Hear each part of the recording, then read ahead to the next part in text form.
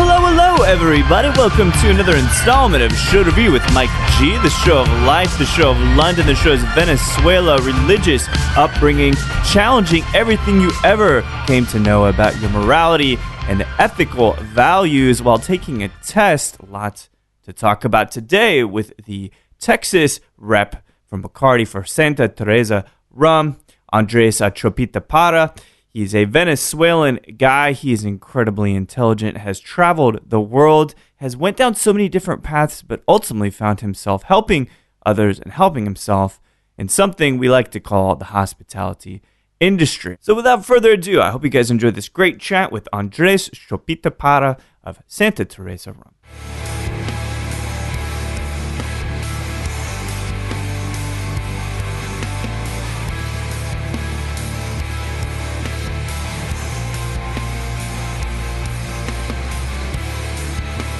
Violent protesting, you know, that's when it all kind of started to get really, really ugly. It's like when you have a million people in the streets, I mean, you can Google the images. I mean, Imagine like Mopac from Ensfield all the way to like 45th or even past. Jesus, it's packed with people. Like, it's unfathomable, actually. Yeah, you look at the pictures and it's just like, it's like, that's got to be Photoshop. It's like, nah, like that's... You were there. That's how it was. And then they've just gotten bigger and bigger. Since then, yeah. Since 2001. What ultimately, and it's hard to say, summarize the the terrible, dictator-like conditions, but ultimately, what was the main point of contention for the people? I think for me, when I was a kid like that, it was just seeing all the stuff that everybody... So, I think at the time, if I remember correctly, Chavez really started taking, what do you call that? Expropriating to the next level. Oh, I see. Okay. Expropriation to the next level, where it was literal theft. Because here in the U.S., I mean, everywhere in the world, in the modern world, you have expropriations for like eminent domain and stuff like that. Right. But normally they'll pay you, and they'll buy you out of your property. It's ethical-ish. Yeah, ish. Yeah. I mean, you'll always get the story of somebody like they screwed us over. Right. But there it was like just blatant theft, because it would be like, okay, here's this land, and we believe you're not making use of it properly. So we're going to build a school or a hospital, or we're going to build condominiums or some sort of housing or something. Right. But that never happened. And if it did happen, they'd half-ass it, and then they would just leave it. Right? Wait, so they just they needed the land, took it, and didn't dick with it? Did nothing. Really? So, I mean, what's the point of that even? Just to show you can? I think it's just a show of muscle, and then it would be like the mayor of said town would now own that land, or like the governor would now own those lands. What the hell? Really? They was just straight theft. So they had that, and then you had political prisoners, people in the opposition. Yeah. So that's when that kind of really sparked everything, and then there was such a big opposition that you had half in the military against Chavez. And you had like all the highest admirals and generals all go on TV and basically say, hey, this is a not illegitimate government, but like we don't recognize it anymore. Wow. Another thing that really sparked it was when Chavez, I think it was in 2001 too. It was during the, what do you call that? It was during the oil strikes. Okay. Chavez had gone on. So at the time, the government took over PDVSA, which is Venezuela's #1 oil company. Okay. It used to be private. He just took that away, overtook that as well. She just took it? Yeah, just took it. And literally, I shit you not, like, got on national TV, which he's known for, they called the cadenas, they're called chains, where he takes over every TV station and every radio station. And he'd do it for hours. Like, there's nothing, unless you have, like, cable or DirecTV. Right, you can't get around it. But the majority of Venezuelans don't. So they just have, like, basic cable or antenna stuff, like ABC, NBC, that shit. Uh-huh. But in Venezuela, and every channel would be him. Oh, my gosh. Just talking. And on one of these, he He sits there and he'd be like, he had a list of all like the directors and everybody on the board of PDV and like the president, see all that, all the higher ups, all the execs, and he literally would be like, Mike G, double doctorate in geology and petroleum engineering. Thank you for your 45 years of service. You're fired. Oh shit! On live TV? Yeah, A Chopite-Parra, double major or double degree, and everything that had to do with that. Right. And it'd be like, you're fired, and just went down the list. Holy shit! And it was literally everybody: 25 years, 35 years, 30 years, 45 years. Like just you're fired, you're fired, you're fired. So that just kind of sparked everything too. Then you put the military in there to take over the company. Then there was oil spills all over the country, and it just went to shit, man. Jesus Christ. So as a kid, you there until 17, going back maybe a little bit earlier, is it a palpable sense of fear and paranoia like in the air? As a kid, I don't think I really felt that, but I think a big drive for me, I was just a little punk rock kid, right? Yeah. So I just kind of wanted to be a part of that protest. But I was always politically driven, like, because I'm super opinionated. Yeah. And so, but I couldn't imagine what it feels like today. Like I told you about 10 minutes ago, whatever it was, I just came back from Indiana, right? Yeah, right. And so there's a bunch of cousins that I haven't seen in 12 years plus. And talking to all of them, I mean, they were doing very, very well in Venezuela. Mm-hmm. For instance, I have a little cousin, he's 19 right now. I haven't seen him since he was, 5, 6, 7. Right. But in Venezuela, he basically lived at my uncle's house, his grandfather, so it's actually my second cousin, his grandfather's house, beautiful house, right, to himself, 19 years old. 19-year-old has a beautiful house. Because his dad's living in Miami because they left. Got it. They fled Venezuela. My uncle, his grandfather, moved to another apartment because they didn't want to live in the house anymore, so they have like a smaller apartment. 19 years old, to himself, going to university, has his car, has his girlfriend. Yeah. My uncle has him propped up in his job, in his business, making good money. So living the life. Like he's telling me, he's like, dude, you have no idea. Being 19, just doing whatever the fuck I wanted to do. Yeah, it's crazy. And I was like, well, do you like being here? And he's like, yeah. And now he's living in Bloomington, Indiana. He's doing like construction work. Yeah. Lives in a small little apartment, has no money, is 19, so he can't go out to the bars and stuff. Right. Venezuela is living the life, like going to the bars, buying tossing bottles, money around, yeah, ladies, just having fun. And he'd rather be here because that's how like unsafe and that uncertainty and that feeling of just like give it up, give up everything. Yeah, you don't even know. He's like, man, when you think about it, it's like, oh, you gave up so much, but it's like, he's like, nah. He's like, I actually like being here. Like, yeah, it's like you went from like doing office work, getting tons of money, to like labor work, making no money. Right. The lifestyle is completely different. But just because of that like lack of security, yeah, he's just like, nah, it's worth it. I'd rather be here. And my other cousin, Ivan, same thing. His dad owns land, cattle ranchers, and he's buying and selling like heads of cattle. Right. Doing great. It's like, nah, we're leaving. Yeah. Wow. Like the stories are endless. I mean, any Venezuelan that you meet in this country right now will tell you the same thing. Like everybody's got the same story, man. It's like well-to-do, educated, working. Because like, to be fair, like Venezuelans we never left our country to stay away. You know what I mean? Like my generation's probably the last one that like maybe went back, but a lot of us like stayed. Like if you left to go to university or do something. Before that, like my parents' generation, they all came here. Like so many people my parents' age, they came to either Europe or the United States to study, got their degrees, finished, went back home. That's what my parents did. Right. In fact, when I graduated, I had no intentions of staying in the U.S. Like, so when come to the Florida, U.S., right? Yeah, I was in Florida. I'll study my politics and I'll go back home and get involved with that shit. Right. But then, like halfway through my college years, like my parents, like, we're going to the U.S. We can't live here anymore. So, God, does it feel heartbreaking? Because that is home, right? Yeah, it sucks. It like as much as I love being in the U.S., like it just doesn't.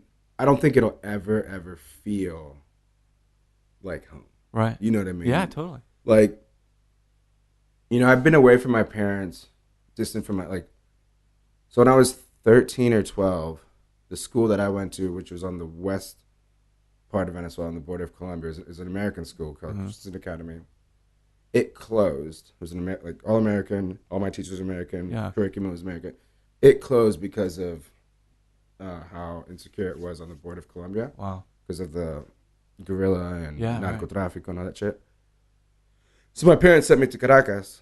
So I went to kind of like boarding school in Caracas so I could continue in an American school. Right. So that's when I was 13. So at the age of 13, I already lived away from my family. And then I moved to the U.S., Florida, away from my family by myself. Yeah. When my dad took me, but then obviously went back to Venezuela. Then I moved to London for grad school.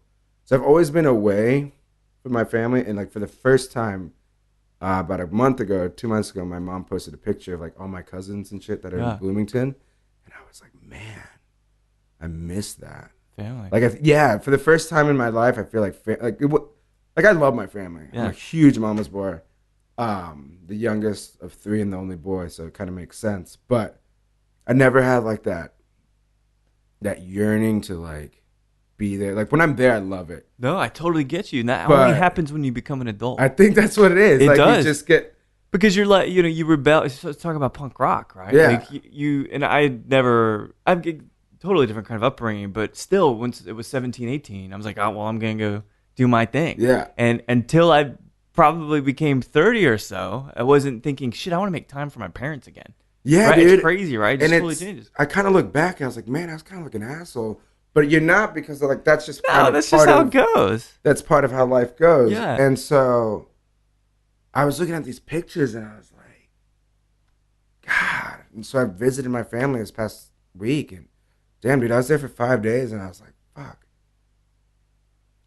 I don't want to move back to Bloomington still. But like, I'm warm to the idea of visiting more. I don't want to live there. Definitely come more than just once a year. Yeah. But it was, it really pulled at me. Yeah. To be there, and I think just seeing my cousins and seeing my sister and my nephews and my niece, and it was awesome. And you know, I guess every time I go and visit them, like they all have jobs and stuff. They have stuff to do, or my parents are older, so they don't like stay out. Like my sister's got kids and shit, you know. So I would go out, and I lived a year in Bloomington before I came here, so I'd like link up with some people that I knew and would go out and party. But this time, since my cousins were there and they're my age, like I was just hanging out with family every night. Yeah, and like cool. There's some Venezuelans there, and we'd link up with them, and it just felt like there wasn't a single person speaking English. It's just Spanish, and just the banter, the jokes, just like talking about Venezuela, just it's good times. Yeah, it's very nostalgic, and so it was like, man, you know, definitely miss home, definitely miss being in Venezuela, and just like, hopefully one day, I mean, all of us, I feel like anybody that lives in America right now that's essentially fled Venezuela, like, no, there's always this hope, like, we'll be back. This government will fall, you know, we'll get things will change. Yeah. But, I mean, the damage that this government's done in 20 years, I mean. It's hard to feel like it can bounce back. Well, yeah, because, you know, it's an entire generation that has a certain mindset that believes in that shit, right? Yeah. So you had kids that are like 4 or 5 years old when Chavez comes to power. He starts his Bolivarian schools, which are these state-run schools that just inculcate and brainwash kids with Chavismo and this bullshit, blah, blah, blah, blah. Yeah. And that's their whole life since preschool, right? Kindergarten, primary school, middle school, high school. And then there's even Bolivarian universities. And so they're in this. You see this weird parallel to the States, man. I mean, seriously. A university, kids being indoctrinated. I mean, it's not so different. It's not. But I feel like... I'm not comparing the two in the sense of violence. No, I understand. But there's things happening in this country right now that are just like... It's a little weird, strange. It's like, what the fuck? Yeah, so all right. So that's something we got to talk about. But first, because I really am like a punk rock kid too. What was your pleasure? What was your guilty pleasure in the punk rock genre? Dude, I was a huge Anti-Flag fan. Oh, yeah. Nice. Bad Religion. Oh, yeah. AFI. Speaking of AFI, So I started listening to AFI when I was probably like 12 years old. Loved them. Black Sails. All that stuff. And so I'm 17 years old. I've moved to the U.S. Never in my life did I think I'd get to see any of these dudes live, like just. Well, Florida, man, they all come through Florida. Yeah, dude. Yeah. And Tampa. Yeah, totally. Tampa was it's like if any band of that genre came to Florida, they stopped in Tampa. It's a massive scene there. Yeah. I'm trying to think why. Is Hot Water Music from Florida? I don't know. Am I getting that right? I know that there's one really big kind of punk band that's from Florida, but I can't remember who it is. But that, I guess, in other words, that kind of helps the scene come together. And then also like the emo scene, the Fueled by Ramen. Oh, that's right. Yes, sir. Fall Out Boy and Paramore and the Academy is. That's based out of Tampa. That's right. So I got some weird. And then there's a band named Under Oath. Metalcore Under Oath's band. Great. Yeah. I used to go to church with those dudes. No shit. Yeah, I don't go to church anymore, but. Well, you wised up. There you go. My mom's gonna hear that. She's gonna be really mad at you. We'll talk about it. That's all it's about, man. Let's talk about it. No, but so I was 17 and I saw like during MySpace days, man, I killed it on that shit. And I saw that AFI was playing in St. Pete, which is right across the bay, and I was like, oh my god, I gotta go. So I bought my tickets. Forget who I went with. Chelsea Carmine. She was a server at the Palm, and I was I was a server assistant. You know the Palm Steakhouse? I don't know. It's like a Ruth's Chris. Okay. Did you ever watch Entourage? Hell yeah. You remember they used to get the Giggy salad at the Palm restaurant? It's that. In Oh, Tampa. got it. Okay, okay. See, that's a way to connect. Exactly. Help me understand. That's usually people are like, I don't know the Palm. I was like, watch Entourage? Like, yeah, the Giggy salad. Like, oh, fuck. That's it. But we went because she was a big punk rocker too.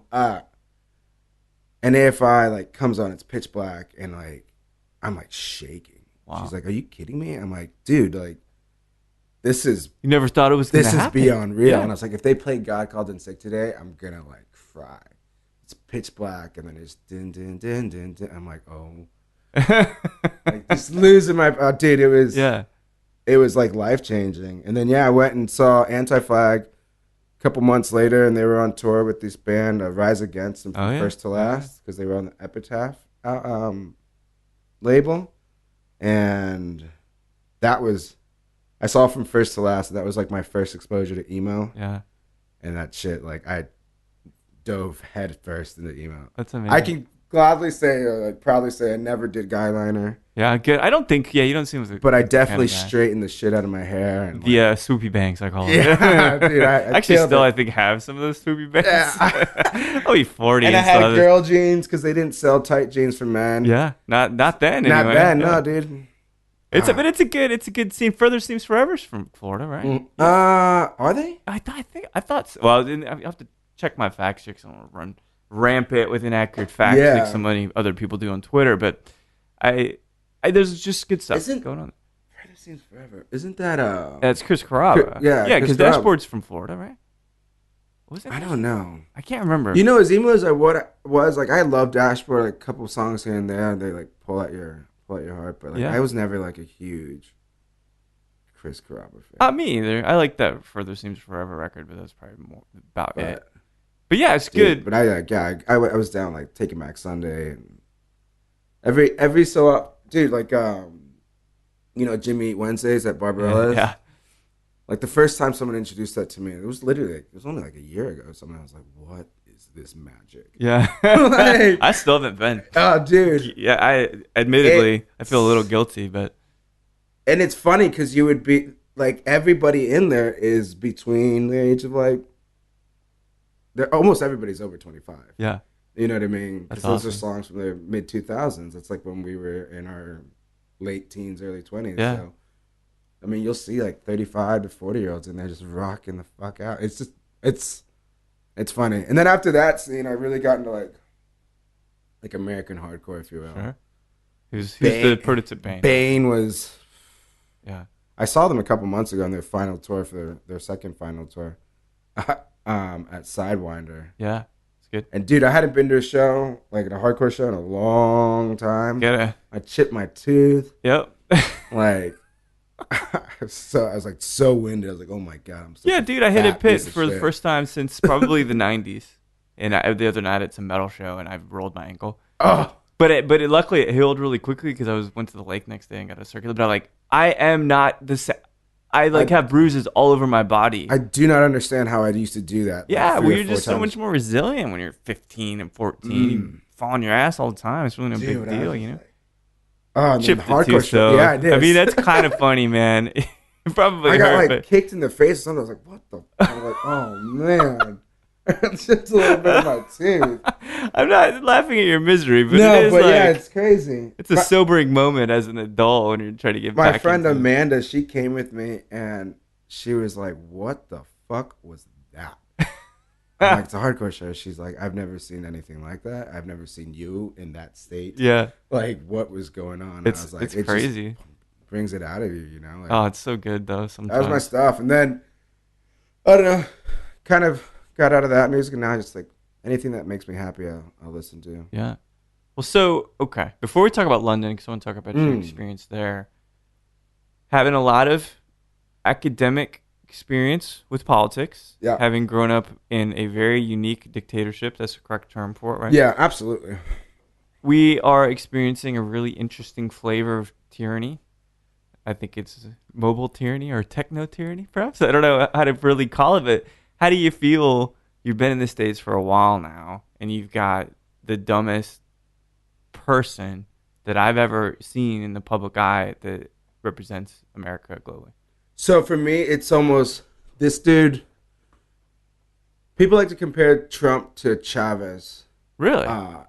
Yeah, because the megalomaniacs and self-centeredness, and there's a very for the people, but I feel like they're completely different.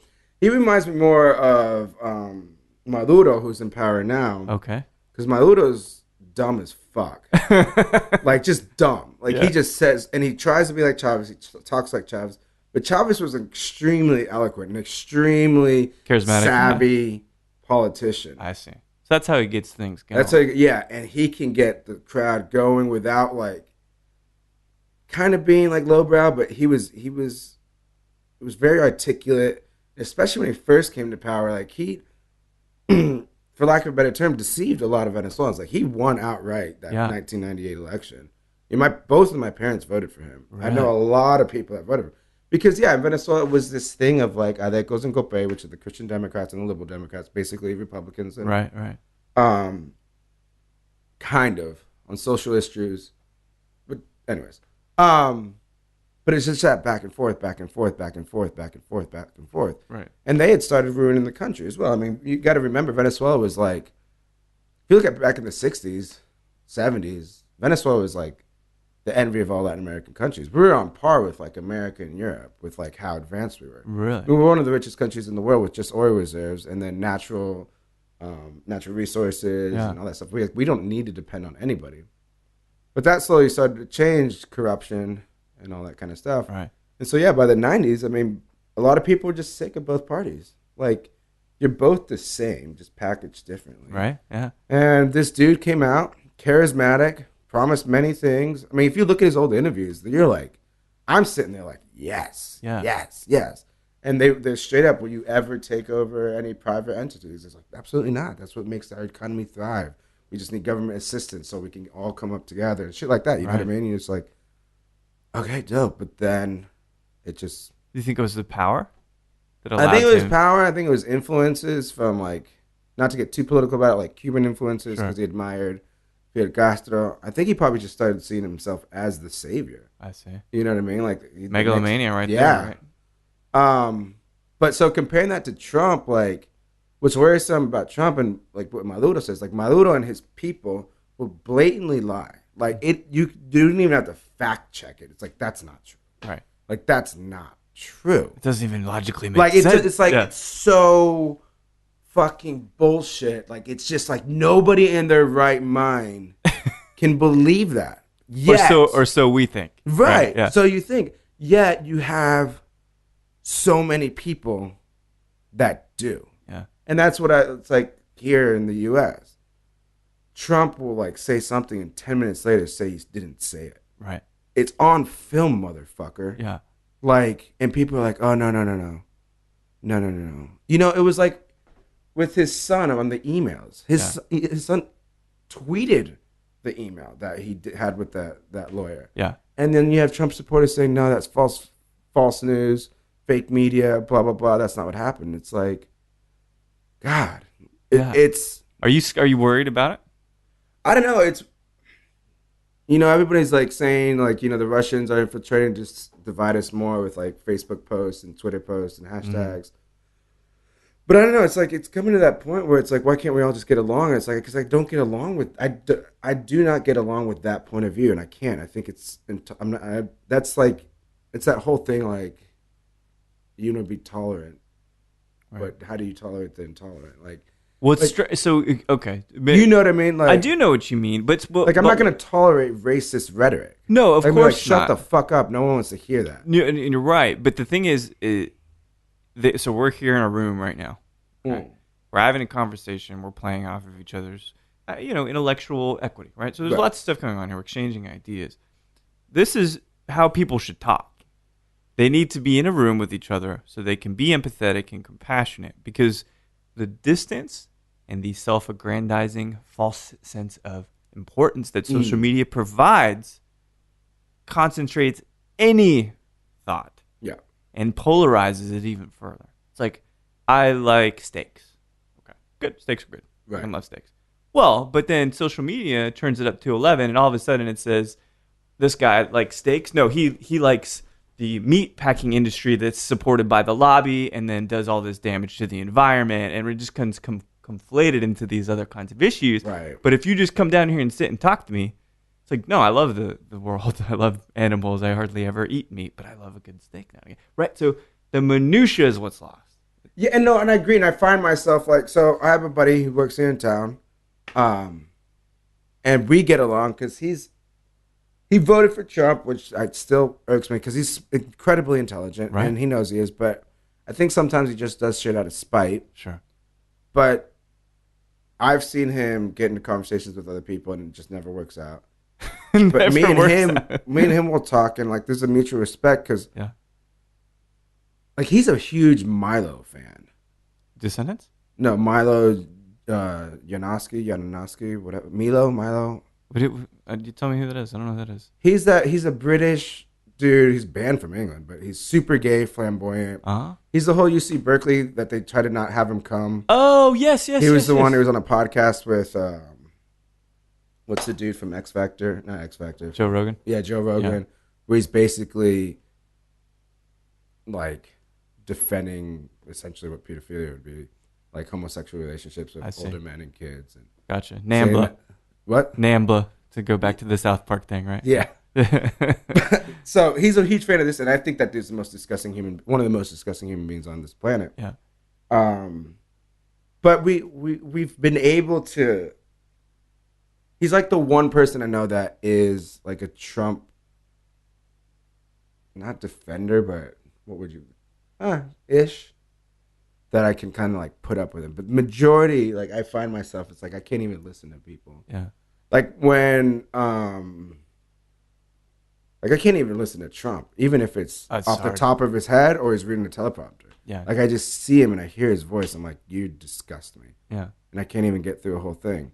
But no, definitely I feel like people need to sit down and talk to each other. But damn, man, it's tough. Like it's very hard for me to wrap my mind around somebody who supports this man and then still, after all of this, and still support him, and then me want to bother to like have any sort of association with them. It's really tough, man, because that's a dangerous dynamic to have in society.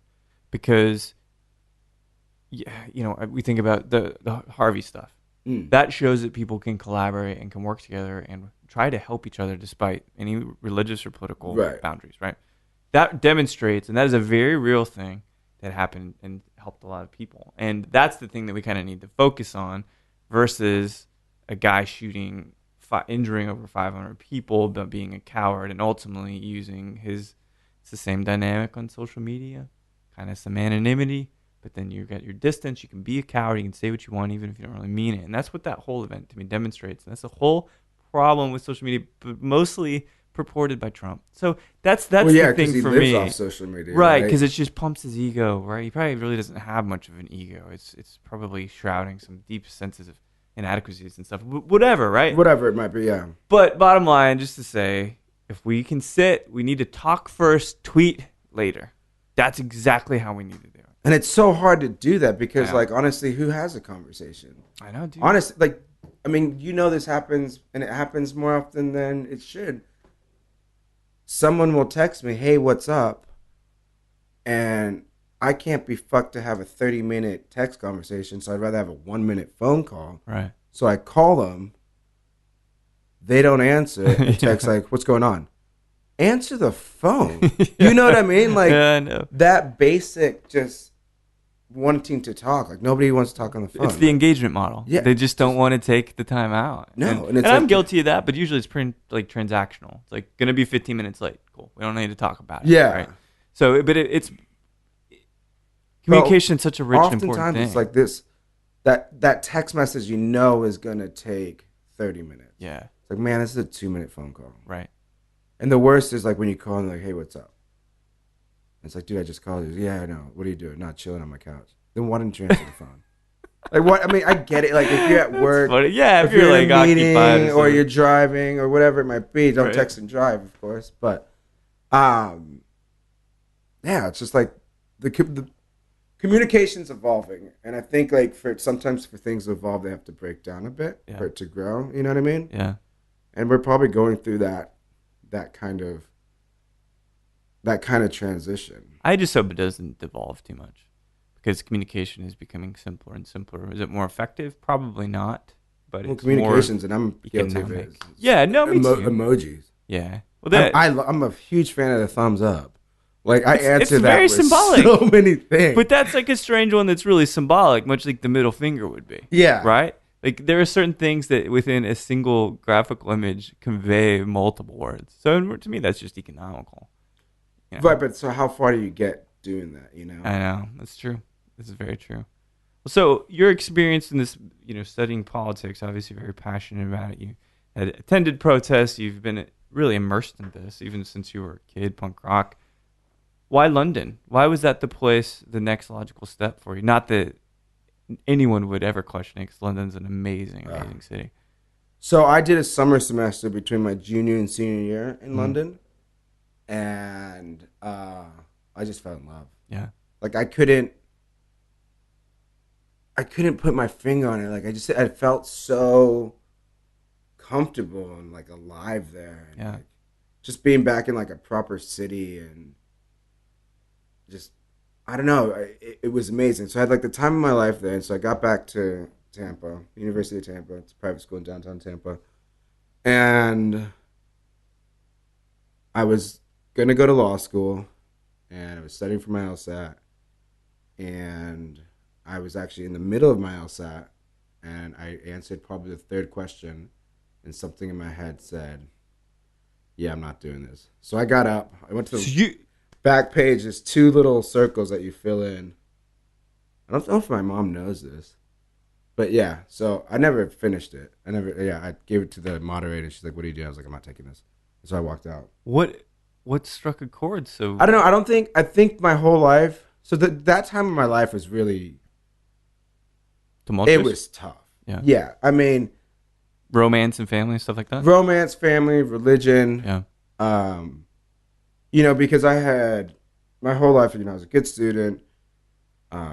Honestly, my whole life, and I came to America, and I was supposed to do university. I was going to become a lawyer, and then my whole fantasy as like a kid, because I went to church. I was at church. God knows how. Like, my parents owned a Christian school. Wow. Like, that's how religious they were, sure. or are, and that's how much their faith means to them. So I grew up in the church, went to Christian school my whole life. Played drums, for youth group, played drums at church service.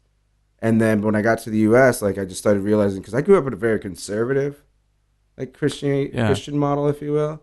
When I got to the U.S., it was like mind blowing. Everything expands open, right? Well, yeah, because there were Christians here that were drinking. Yeah. That's unheard of, at least in the Christianity that I grew up in. Wow. You know what I mean? They were like, it's Catholicism we're talking about, right? No, it's not. That's the thing. We were like the minority. Like, we were the evangelical Christians. In Venezuela, they call them evangelicos. Okay. It's supposed to be like the crazier ones, because they're like devout. Yeah. I met Christians that drank, that smoked, that swore, that lived together when they weren't married, Right. that having premarital sex, all that kind of stuff. All the good stuff. Yeah, everything that matters in life. Right? I'm not even fucking kidding. No. It is. That's all the great I'm stuff. not even joking either. Yeah. I do. And so I realized that I really got into like that love movement of Christianity. All the cool kids. Like I was going to a church where the pastor like had tattoos. And so it's like kind of modern. Yeah, and everybody that went to church was like, you know, tatted up and was in a band and was like cool and so it was all about love and just accepting people and not looking at the sin but looking. That's amazing. Yeah. Yeah, but I started realizing I started like changing my views of the Bible, like changing what the Bible said to fit what I believed. I see. Right? Yeah, which is really what it's meant to do in a sense. Like I think it's a very what's the word? Open and adaptive. Yeah, I mean, you could take it that way, but but for me, that's not the way I grew up. Right. It was very, very black and white. This is what the Bible says. This is what you do, right? Yeah. Or you don't do. But then, like, I was like, there's not a problem with drinking. Like, I don't see what the problem is here. Yeah. You know what I mean? I don't see what the problem is with having a girlfriend and living with her. I mean, shit, if you want to have premarital sex, go ahead. That's your life. Be safe. Do whatever you want. Like, I didn't understand how this made you any better or worse of a person. It's a brilliant thing to realize. No, and I agree. And so slowly but surely I realized that what I believed really wasn't Christianity. Like I didn't really believe in this savior anymore. It was like a way of life, a good way to live. Right. But I didn't need the Bible to tell me the right way to live. Well, you got a moral compass. Yeah, and I maybe have gotten that from my childhood because I did grow up in Christianity. Don't know if that's true because I don't believe that like who is it? It's Christopher Hitchens. He says something about like decency doesn't come from religion; it precedes it. Yeah. Oh yeah. So then I started believing that, like just the good nature of people, which I think you just saw during the disasters. Like, right. Human goodness does exist. Can we be pieces of shit? Does selfishness drive us to do things? Yeah, of course. Sure. But to what extent? Like you have to do good if you want to survive. Yeah, right? Absolutely. Even if it's in the most selfish, purest form, you still have to, the good does come of good does happen. Right. So is it safe to say that these kinds of awakenings in a way kind of all converge? Yeah, and so that started losing my religion or like losing my faith, started really messing with my head. And then I was going through this tough time with like family stuff and then this girl at university who really, we were two little depressed kids. Sure. Emo kids, dude. And then terrible relationships. It was horrible. It was like, who could be more depressed? Yeah. But you know, it was tough. And then I kind of started thinking like, do I really want to be a lawyer? Like, is this really, really what I want to do? I'm really good at school, so it just made sense. I love politics, so it makes sense. Yeah. It all makes sense on paper, but doesn't mean you made a lot of feel sense. It, right? Like, and so yeah, I was like, I'm not doing my LSAT. And then one night I was with my buddy Alex, who's actually an attorney now in Tampa. We were just getting really drunk, and I was like, man, I'm going to apply to grad school in London because you don't have to take a GRE. Oh, no kidding. Yeah. He's like, are you kidding me? I'm like, yeah. So I drunkenly started my application process for both King's College and University College of London. Yeah. King's College, I applied for public policy, and University College London, I did legal and political theory. And so I did everything up until where you have to submit your recommendation letters and your personal statement. Sure. And I woke up the next morning, and Alex was like, dude, I think you applied. I was like, fuck, yeah, and I was like, whatever, I'm going to do it. You're being productive, at least, right? Yeah. So that's true story. I don't think a lot of people know that one either. But my mom's going to hear that. She's going to like, are you? So yeah, I went through it, and I got accepted to both King's and UCL. Both of them. At the time, UCL was, I mean, when you're in school, you know, you really pay attention to those charts and shit, right? Like rankings. And so this first year UCL topped Oxford. It was ranked number 4th in the world. No kidding. Yeah, and so I was like, go to that. Like King's was like 23rd in the world. I was like, pfft. not doing that. So I'm going to go to UCL. Plus, it was more my thing. It was legal and political theory versus public policy. So, yeah, man, I went, prepared, went to school, got there, and just, like, one of my favorite, like, the second I got to London, again, it was like, I'm here. I'm away from family, which is kind of a comforting thing to me because I'm used to it, right? Because I had been living in Bloomington, Indiana with my parents. And like I said, I love them to death, but when you're younger, you kind of, especially when you're used to being away, put all my stuff in my dorm. And I just remember, like, just walked out the front door and just roamed the city of London for probably, like, 3 hours. Yeah.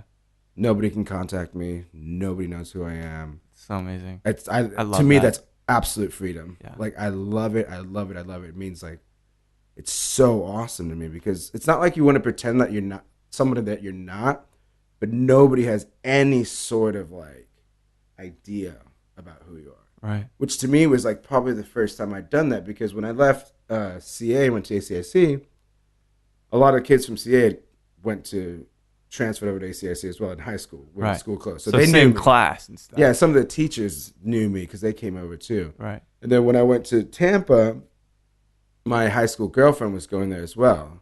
Oh, man. So you can't even break away from home. Yeah, Stephanie was there and her older brother, John, was there as well. And so there was two people that knew me, but, like, we weren't really talking, but it was still somebody in that city that knew me. Yeah. And then when I was in Bloomington, my parents and family were there. And then finally it was like London. It was like nobody knows me here. Like, not a single person. No preconceived notion. Nothing. Yeah. And so that was just like, it was amazing. And started, going to class and meeting people. And there was a bunch of Americans in my class. And I remember first day, I used to have lip rings. We call it snake bites. So first day, everybody's introducing themselves. And they're all, like, Ivy League kids. Like, I was the only one in the course that wasn't Ivy League. Wow. And all the Americans, they'd be like, my name is Melissa or whatever.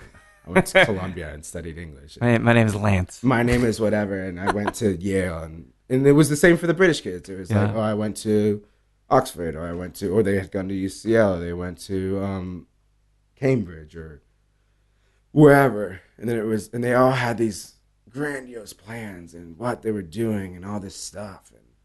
And they're like, what's your name? I was like, Andres, Chopite-Parra, Venezuela, went to the University of Tampa, and now I'm here. Just like, what the fuck is this kid? Tell me that's not the most punk rock move. Tattooed lip rings and then like a hoodie on over my head, just looking like a punk idiot. But, I thought I was cool. But yeah, and then all the Americans, they gravitated towards each other and they would all hang out with each other, and that's what they did, and they'd invite me out, and I just, nah. Because, like, why on earth would you go to school in London or anywhere outside of wherever country you're from to hang out with people from your country? That seems stupid to me. Yeah.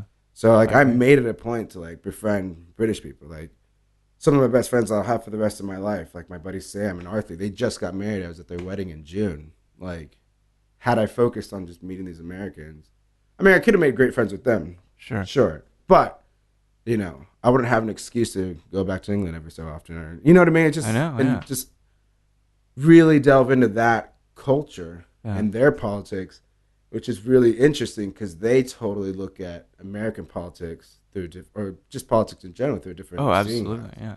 I mean, I think something that really, really stood out to me that I was like, just blew my mind. Yeah. I made a comment about America's greatest generation, which is the World War II vets, right? That's what they say here in the U.S. And I started talking about it, blah, blah, blah, and they're like, what the fuck?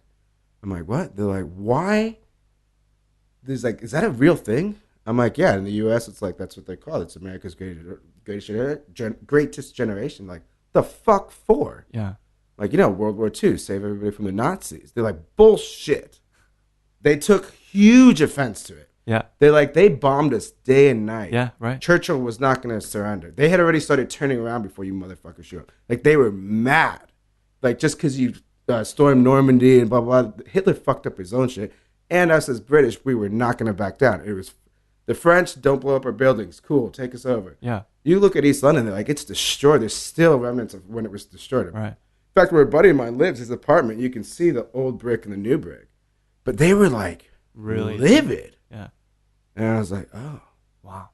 was the first time in my life where you see like history from a different view. Well, yeah, it's an old, yeah, like it's one of those ancient civilizations ultimately. and right? they weren't having it. They Wow. were like, nah. They're like, yeah, we saved the world from Nazis. It's like, pfft. Why? Because you came in the last 2 years of the war. Wow. Like, you know what I mean? Like you rocked up. It was 1948 or whatever. Right. Yeah. 46 to 48, and they'd been doing it since 42 or something. Like, like it was crazy. And I was just like talking normally, but they like the entire table. Wow. Was like, get the fuck out of here with that. I was like, so, how long were you in London total? Just shy of 2 years. The course is only a year. Oh, okay. But you stuck around, I guess? Yeah, so I'd started bartending, and I had no intentions of leaving London. I think my family also thought that when I moved to London, I would stay. Yeah. Like, even my sister tells me, she's like, yeah, we didn't think you'd come back to visit, but we were pretty convinced that you would just make your life out there.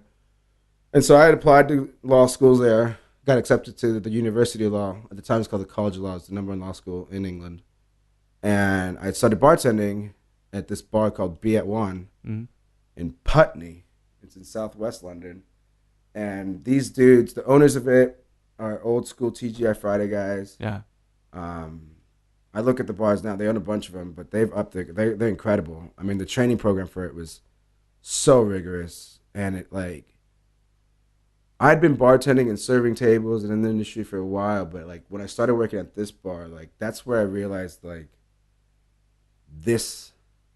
I'm good at this shit and I really, really, really like it. Yeah. And the style that they did, I mean, we did cocktails, a high volume cocktail bar, but they had this obsession with like perfection and standards. Obsession.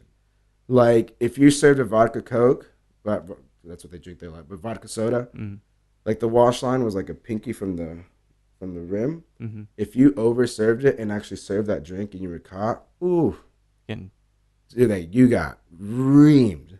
If you like shook a drink and we're gonna pour it into a like a cocktail glass, but when you're gonna pour too much, you cut it. Yep. And you serve that drink, they saw you. Because what it says is because we free poured everything. Yep. And it means you either add too much liquor, too much juice, or whatever it is. The free pour, the test was 72 pours. To pass, you had to get 68 out of 72. Wow. There's like 250 cocktails you had to get. You had to get 98 on every test. And that was like recipe, build, glassware, ice, garnish. And then there was like the knowledge part, like vodka, tequila, and all that kind of stuff, all the different types of beer. Yeah, it was incredible. And at that bar, I think the average time to be certified, because you came on as a trainee bartender, was like 15 weeks. I certified in 5 weeks. Oh wow! So I realized I was like, I'm good at this and I like it. My first day there at training, they're like, hey, go downstairs to the kitchen, or they took me down there. You're gonna do fruit. You're gonna cut fruit. Here are the specs right in front of you. Yeah. Here's a knife. Here's a cutting board. Wash the fruit. You've done this before. Cool. It's cutting fruit. Boom, boom, boom. I'm going upstairs, taking the fruit upstairs. And on one of those, I go up, and this dude named Giggy, he's an area director for the company, Serbian dude, short guy. But he talks like he does one of these things. Right. Sexy boy, sexy girl. Hey, sexy boy. And everyone's like, Giggy. So he's like making it, like everybody loves the dude. He comes behind the bar, and he's like talking to everybody, looks at one orange, throws it away, looks at another orange, throws it away. And then he's like, hey. And everybody like looks up. He's like, who the fuck cut this shit? And he's like, new guy. And I'm like, oh, man. He's like, come here. I'm like, yeah. He's like, did they show you? I'm like, yeah. He's like, I know they did. Of course they did. That's how we do our shit here. I'm like, okay, man. He's like, you see what this is? He's like, it's supposed to be 10 millimeters wide. Look at this shit. Looks like shit, right? I'm like, yeah. He's like, there's a thing right in front of your fucking face for you to measure it. There really was. Really? 2 little lines. Yeah. And if it doesn't fit, it's too wide, throw it away. If it's too thin, throw it away. And in my head, I was like, man, relax. But part of me was also like, damn, awesome. Like, they care that much. And he's like, it's not much of a garnish if it looks like shit. And I was like, wow. Touche. No, so I mean, it seems like it... and... God, just like such a rigorous, like symbolic dude, program. Yeah. And they... I'm sure it's not as bad as it is now, but they would berate me. Yeah. And at one point, like, my manager took me out. He's like, get the fuck off the bar. I'm like, no. He's like, get the fuck off my bar. I was So I leave. We're out back. He's like, you know, fucking walk out. I want you to walk out. I was like, nah, dude, fuck you.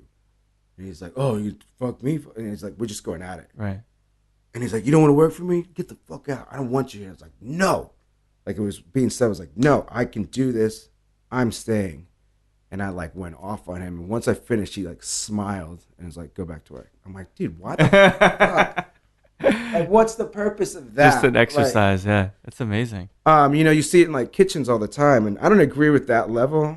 I don't also agree with like babying people either. I'm pretty direct. I can be pretty rough. I know sometimes when I'm training people, gotta watch my language. But yeah, it was so like working with them, and it was like party hard, but standards, right, and caring. And that was one thing I remember that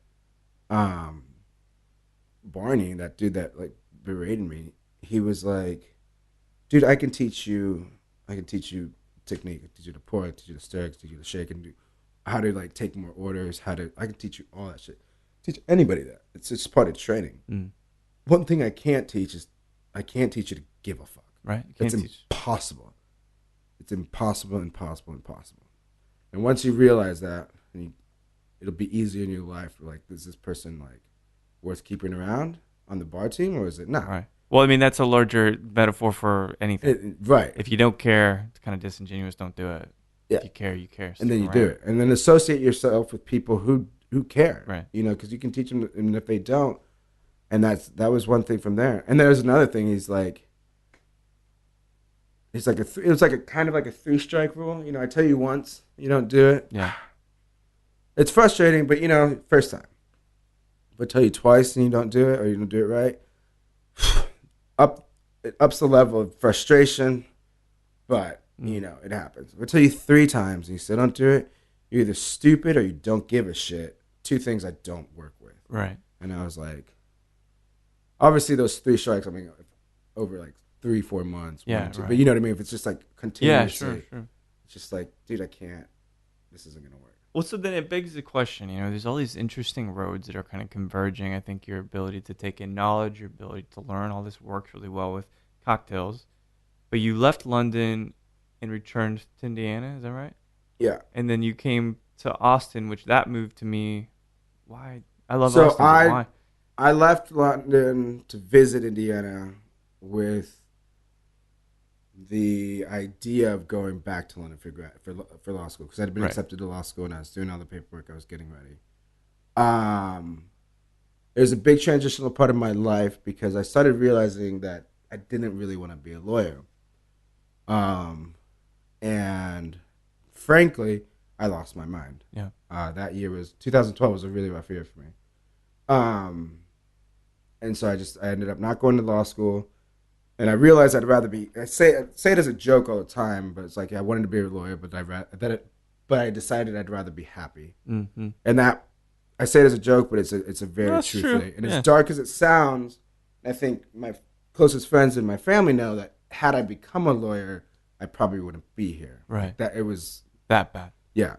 So I was not going to do that, obviously, because I wanted to be alive. Right. Money doesn't make you happy. I mean, no, it facilitates happiness. Right, exactly. But you know what I mean. But then I was doing the cocktail thing. You know, I really loved it, and I was managing some bars in Bloomington, but I'd had such a dark year there. Like I couldn't be there. Like palate cleanser needed. Yeah, I couldn't be there, and to the dismay of my parents, especially my mom. She's like, please don't leave, because she thought I was mentally unstable. Mm-hmm. You know, that shit happens. And my best friend Elmer, that I alluded to earlier, we grew up together. I met him when we were 11 in a Korean church, oddly enough. Wow. But he was living here, and he's an incredible chef. At the time, he was working at Uchi. Oh, cool. So he was like, dude, if bars and cocktails is the stuff you want to do, Austin's basically one massive bar/restaurant. Right. Move here. So I packed my shit and I moved. How long you been here now? 5 years. How you feeling about it? Good. After 2 years, I thought I was going to leave. This is probably not going to go over well with a lot of people. Austin's great, but it's not like the best thing in the world. No, it's not. I've been here 17 years, man, and like I like it. People are like, oh, this place is shit. I'm never leaving. I'm like, it's good. It's good. I like it. Don't get me wrong, and I've learned to like it more and more. But am I like, oh, it's just the best city in the world? I'm like, I just hate when people say that they've lived here 2 years. They don't know shit about this city. Yeah. They haven't seen it. They haven't had to give anything up. They haven't having to give up their favorite vegetarian Asian place, right? Because they don't stay open forever, right? It's just so there's really no sense of commitment. Now, that's not to say that everybody that has been in Austin a long time would say that, because I think for me it was I had such a transient life growing up. Yeah. Born in the U.S. with my parents were in grad school. My mom was doing her PhD. They finished. We came back to Venezuela. We first started off in Maturin, if my memory serves me right, which is where my parents are from, which is the east side of Venezuela. Then we moved to the west side, and then I grew up there. And then for like my childhood and my adolescence, I went to Caracas, and then I came to the U.S., and then I went to Bloomington, and then I went to London, and then I went back to Bloomington, and I came to Austin. So the next thing was like, okay, where do I go now? Where do I go the now? pace of life. I call it the Treadmill Syndrome. Oh yeah. Right. So you're on a treadmill, and then you get off, and you're still moving. Oh, right. And so you have to just keep. That's what it was for me, and I've always a dream of mine is always like I want to own my own bar at some point. That would be dope. It would be great. But I realize I don't have money. Yeah. And if I keep moving, no one's gonna give me money. Yeah. You know what I mean? Or I can't build any of those relationships, and that's something I've been able to do here, which in the long run I think it's afforded me the job with Santa Teresa. Yeah. I moved here. I opened up Moon Tower Saloon. Was with them for a couple months. Left for certain reasons, and then I wanted to work downtown. I wanted to be in downtown Austin, and man, it was tough. Nobody gave a shit. Like I had a very flowered resume, and it's like, who do you know? Yeah. It's such an incestuous industry in this town. Yeah, totally. And luckily, I got a job at Metal under the Dunlap umbrella when it was open on East 6. And this dude at the time was working there too, and he was supposed to go help out at Clive bartending for South by, but like the week before he got super hammered. He fucked up. Like he got himself in trouble. Right. So Mike McMillan, who works for Dunlap, so high up for Dunlap, he's like, hey, I hear you bartend. Do you want to go work at Clive for South by? And I was like, yeah, it's a good gig for South by. Jeez. Yeah, and I was like, I'm not worried. He's like, cool. On this next Friday, you're going to go in and do like a stage at 10 p.m. Mind you, at the time I was working at Fino. It was open as well, and at Metal.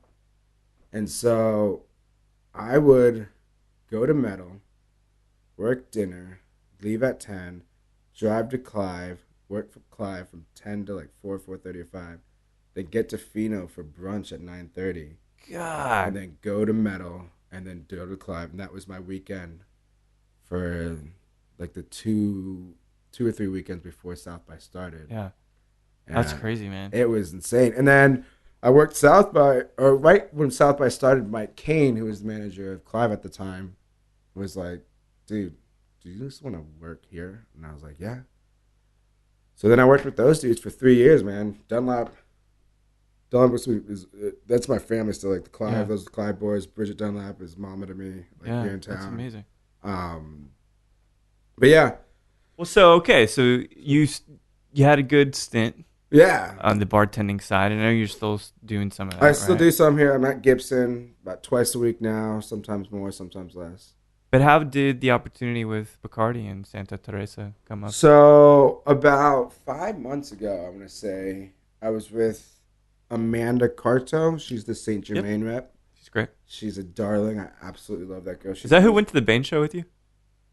What? I said it was Amanda. Okay, I just thought that would be funny if she. No, that's Amanda Campos. Okay. She works at the Volstead, I think. Anyways, so I'm out and I meet Dwayne. Mm-hmm. And Dwayne is fabulous. Dwayne Fernandez Jr. I'd never met him. I guess she had talked to him about me just a little, because me and Amanda, when I was working at Clive and she was at Van Zandt, I don't even think I was at Clav. I was managing Lusted Pearl. Either way, I had met her, and we saw eye to eye on so many things about the industry, cocktails, spirits. We clicked. Yeah. And so she introduced me to Dwayne, and we were out. And then me and Dwayne clicked, and Dwayne has no filter. Nope. And you know how he feels about you. What the fuck are you doing with your life? I was like, excuse me. That's actually pretty good impersonation. He's like, you're a waste. You're a waste of talent. That's what you're doing. You're just wasting your talent. You're a waste. And I was like, damn, dude, okay. And I can take it because I appreciate, it's not offensive to me. I appreciate how passionate he is about what he does. Right. And he's like, who are you mentoring? What bartender? And I would say someone like Jimmy. I was like, I trained him, and you can ask Jimmy, and hopefully, from my understanding, he'll say, it's like, yeah, I learned a lot from Andres, and this is what I do, and which to me is amazing, right? But he's like, no, you're wasting your time. What are you doing? You're GM of a restaurant? I was like, dude, it's a good restaurant. It's like Rene Ortiz and Laura Sarica's restaurant. He's like, I don't give a fuck. Like, you're meant to do this. And we hit it off, and at one point, I was like, you need to calm it down. I was like, it's fine. It's fine. He's like, I'm sorry. Yeah, I get passionate. Yeah. Like, okay, cool. So we meet then. Like 2 weeks later, he's back in town. Yeah. And him and Amanda are at Backbeat, and she calls me. And she's like, Dwayne wants to see you. And I was like, cool. I think I was working. I was about to get off, and Dwayne was like, I don't give a fuck. Tell him to come here now. You know how he is. Yes, I do. And so he's like, tell me he needs to be here now. So I go, and it was a couple of these like meetings, introductions with him, and me and him really, really hit it off. And so one day he calls me, and he's like, what are you doing? I was like, I'm at work. He's like, I have a Cazadores activation. I need you to work it. I'm like, I'm at work. He's like, no, you need to do this. I was like, don't be ridiculous. I'll call you later. So I didn't do that activation because there's no way I could do it. Like, I said, what are you? I'm at work, dude. I'm in a gym of a restaurant. I can't just be like, ugh, and like leave. So then he calls me like a couple days later. He's like, hey, Cazadores is looking for a brand ambassador. Would you be interested? Are you okay if I throw your name in the hat? I'm like, yeah, sure. He's like, cool, I already did. I'm like, okay, dope. Then like a week or two passes, and he calls me. He's like, hey, Bacardi decided to focus on finding their Vive ambassador, right? Ian, yeah, and put their focus and money in that. And so Cazadores, on the back burner a little, but it's still an option. And I was like, okay, cool, man. And obviously, he didn't even mention me for Grey Goose because he knew that I just don't fit that. Yeah. And Ian's amazing. I actually just saw him the other day. Yeah, we hung out there. Oh yeah, you guys hung out at. I was at work. Damn. Yeah, it was. Man, I saw him at Nickel City with Amanda the next day. That's when the most interesting man in the world was there. We're taking shots. Yeah. But I think there's many. That's a weird tangent, but I've met people I think that are far more interesting than that dude. Funny story. My roommate. She had no idea who this person was, but the fact that a rich old man was buying her drinks, she's into it. That's amazing. I was like, Jesus Christ. She's like, who is he? I'm like, that's like the Dos Equis guy. She's like, oh my God, is it really? She took pictures of them. Like, you were just getting off on the fact that this old rich dude is buying you drinks. She's like, he's so hot. He's got his glasses. A little dark. Dude, he's tiny. Oh yeah. But so he hounds you down. Yeah, he was not giving up. And so again, one of these calls, it's like Dwayne was like, hey, what's he gonna do? I think in between there, he had gone on one of his rants again, telling me that I was just a waste and this and that and the other. And he's like, what do you know about Santa Teresa Rum? I was like, what do you mean? What do I know? It's the best rum in the world. And I truly believe it. Yeah. And he's like, I was like, dude, it's from Venezuela. Like, that's where I'm from. And he's like, oh, shit, you're right. He's like, well, they're looking for a brand ambassador. I threw your name in the hat. And I was like, okay, cool. That one makes a lot of sense. And so I did my first interview with Sylvia, who is my direct boss now. And that was like a phone interview. That went well. And then we set up a second one. And I'd set it up for like 10 in the morning or something like that. And I picked up a shift the night before. And there was a party. We got out like at 5. I didn't get home till like 5, after 5. As you know, you don't go like straight to sleep. Right. So I was in bed till like maybe 6:30, almost 7 maybe. And so I woke up for this phone interview, took a shower as if, to wake up, brush my teeth. But dude, I was like tired. After the interview, Dwayne calls me. He's like, "How'd you do?" I was like, "Man, I fucked that up. Like, I just didn't feel as confident as I wanted to." Mm-hmm. But I think what Dwayne had seen in me, they were able to kind of see in me, and then on top of the connection with Santa Teresa, and something I'd always said, I told it to Dwayne, and said it during my interview is, I truly believe three things. Like we didn't invent any of these three things, but I feel like we've perfected them to an extent. Yeah. Number one being beauty, myself not included, but we've had more beauty pageants in one than any other country in the world. Yeah. Venezuela takes a lot of pride in their misses. Baseball. Sure. If you like baseball, you know that very, very well. Yeah. Produced some of the best, greatest hitter, Miguel Cabrera, in the history of baseball. And then rum. Those are three things that, like I said, we didn't invent, but we definitely have put our stamp on and made a mark and kind of gifted them to the world. Yeah. And so for me, being somebody that came to the U.S. with no intentions of staying here, somehow ended up living the bartender life, to the dismay of so many people. Sure. Because I was like the golden child. You know what I mean? Like you leave and go right. honor student, Ivy League. On your shoulders, man. Yeah. And to then be presented with this opportunity to represent something from my country was just like that means the world to me. Yeah. So even like my parents, they don't drink. My family doesn't drink. Like my parents don't. I mean, my mom does now that we're older. I didn't grow up with family that drank. In fact, I grew up in a family that was hugely frowned upon. Yeah. I mean, I can remember the first time my sister came home drunk, like my oldest sister. That was like World War III. It was like the end of the world. You know what I mean? Now it's like, But so you can actually share this with the folks now? Yeah. I mean, it's kind of an amazing. Yeah, and when I told them that I represented it, my mom was like, "Oh my God, that's amazing." Because it's not that she's not proud of what I've done with my life, but I think she understands how much that means to me as well. Yeah. To finally not just do something that I love, but again to have that opportunity to represent a rum from Venezuela, something that I truly, truly believe, even before I was given the opportunity to do this, is the best rum in the world. Yeah.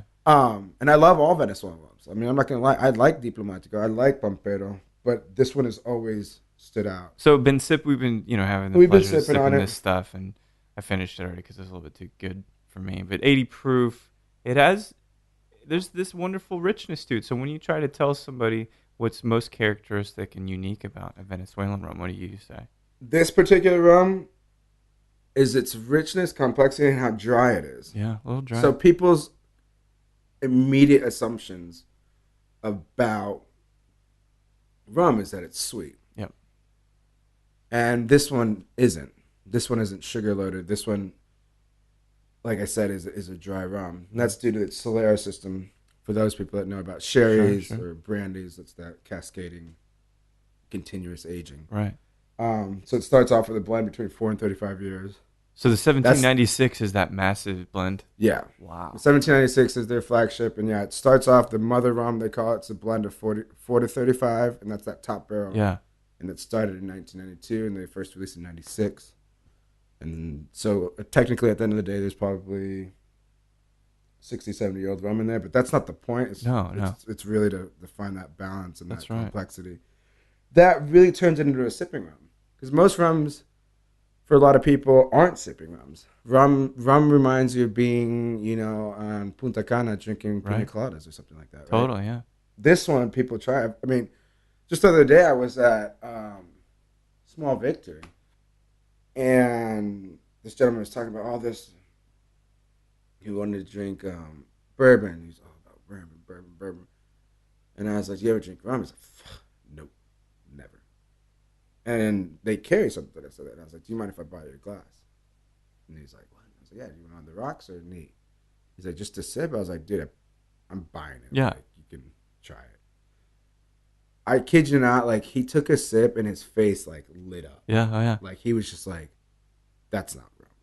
I'm like, "No, it is." He's like, "Not like anything I've ever had." Like, "Yeah, you're welcome." He's like, "I didn't realize." And and it's not that this is like others are worse. Like everybody's got their thing that makes them good, right? Like I'm not here to. I don't think it's right for anybody to shit on somebody else's product. No, totally.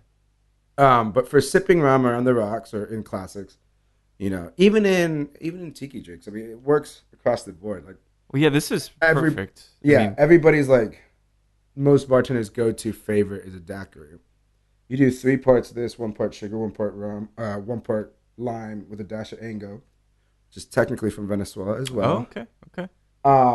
It's made at Trinidad and Tobago now, but Angostura is the state of Bolivar now, but it's a part of Venezuela. No shit, I didn't realize that. If you read the back of the label, it talks all about it.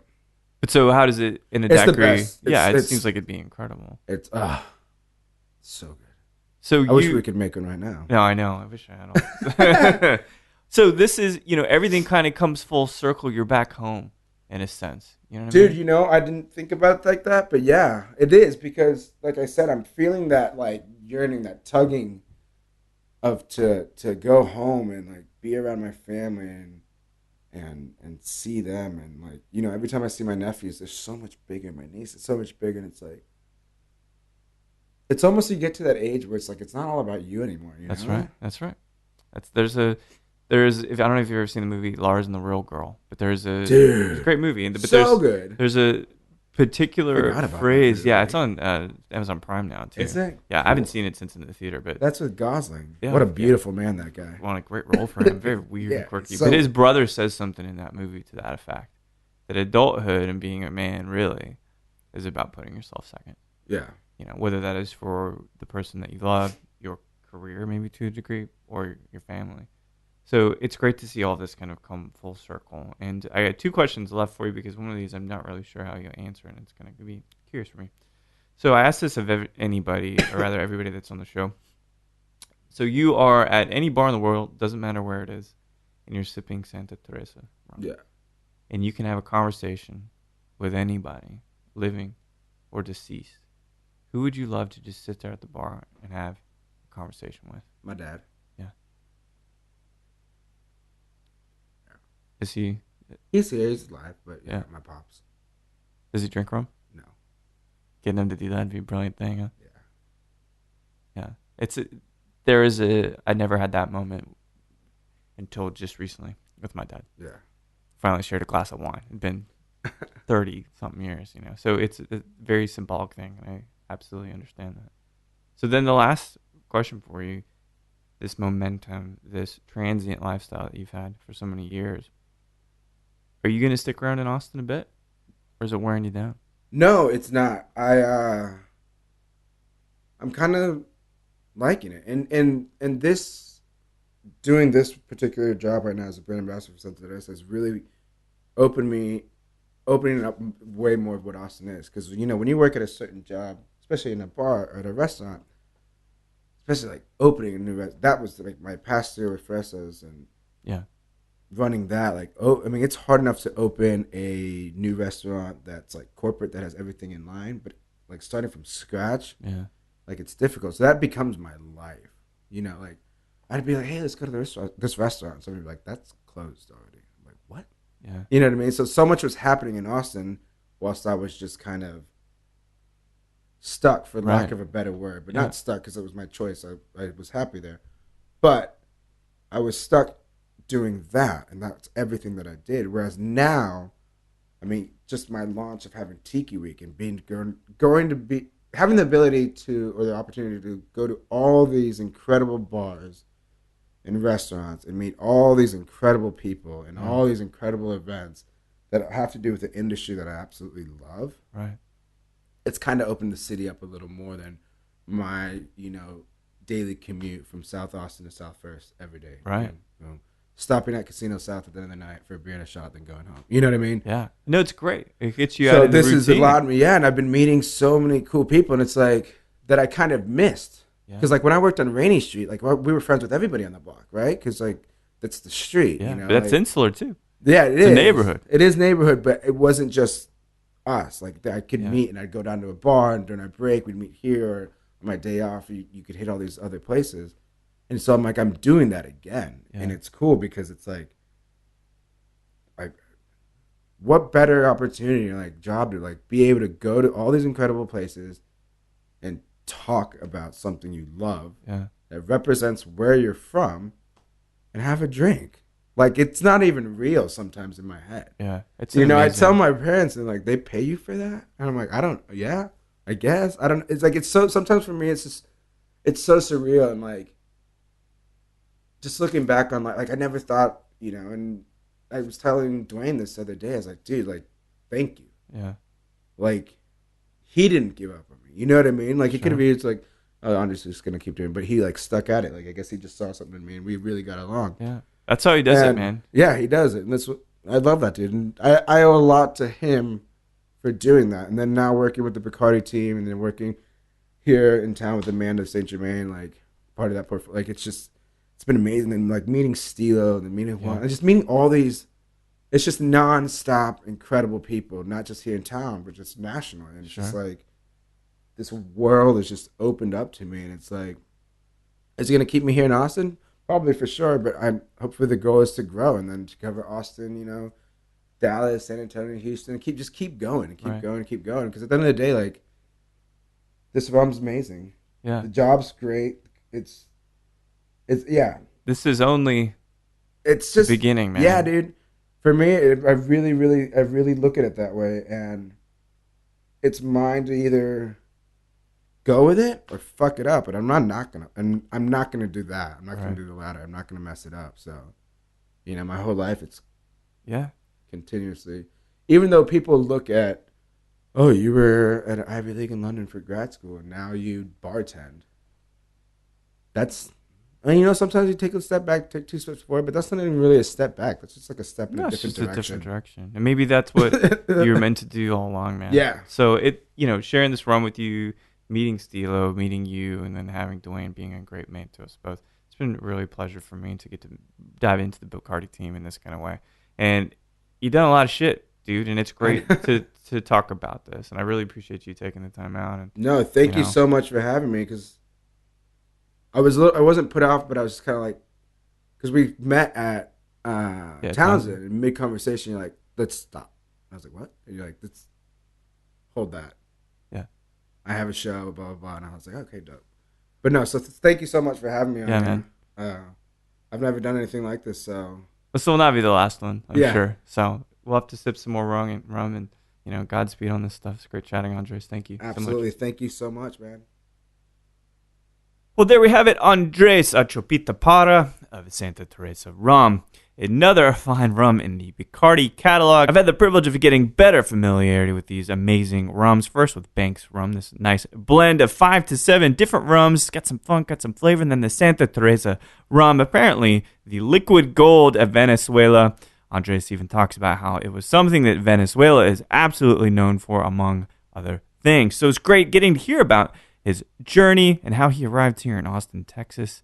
Maybe we'll see him diving into law again, but I bet we're going to see bigger and better things coming from Andres very soon. So thanks everybody for listening to Show to V with Mike G. No matter how many hours you're spending a day thinking about LP3 and every song and every instrument that's going to be included therein, or if you're thinking, man, Stranger Things Season 2, can they ever top the first? Please keep dancing.